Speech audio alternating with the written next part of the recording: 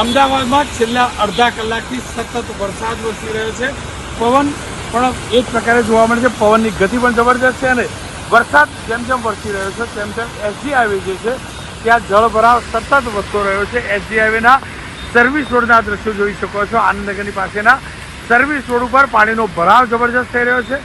પ્રવર્તે તેજ વરસાદ પણ છે, પવન પણ છે. એના જ કારણે વિઝિબિલિટી સતત ઘટી રહી છે અને વિઝિબિલિટી ઘટવાના કારણે જે વાહન ચાલકો છે તેમને પોતાની વાહનની હેડલાઇટ ચાલુ રાખવી પડે છે.